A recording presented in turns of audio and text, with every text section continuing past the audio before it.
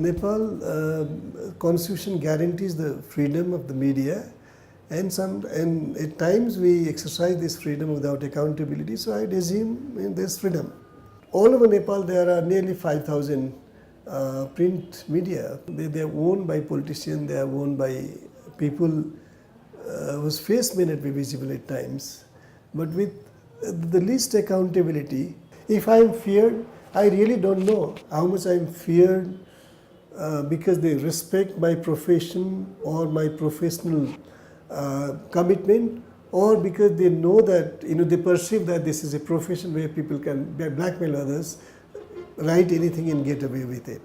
Like 1993, when Nepal had its first private media, people were hopeful that it will pay enough, and the media as a profession will also draw talents.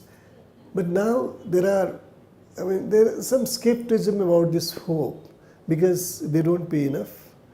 Now the Wage Board has recommended 19,500 rupees per month as the basic salary for a starter. That means you must be we call it graduate. But let's see when that gets implemented. But I think some of the media houses are discussing about how to give a dignified living or existence and reputation to this profession. As of now, the print media would get the major chunk of the advertising revenue, because online has not been able to substitute it as a credible or alternate media like in the Western countries. But Nepal cannot be aloof from the world trend in future, that we have still to see. But then it's essentially a country where people still want to perhaps have the feel of the newspaper. I am not very happy with the media practice in Nepal, especially after the 2006 political change. One, we stopped questioning there. Two, we were more of an activist than journalist.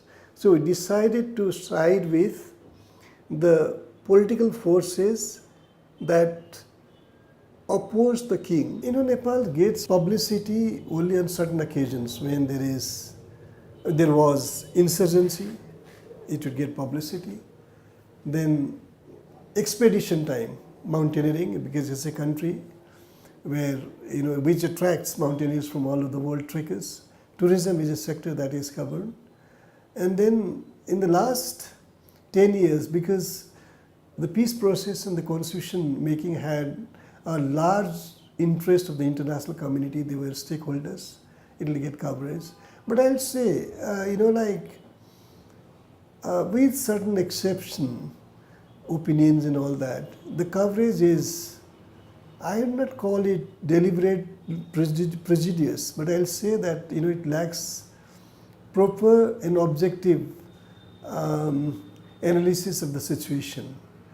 One. Two, it also depends, which media, is it an American, is it a British, or is it an Indian media that's covering the event, because they would have their country perspective dominating the issue, even though it's at times far from the truth.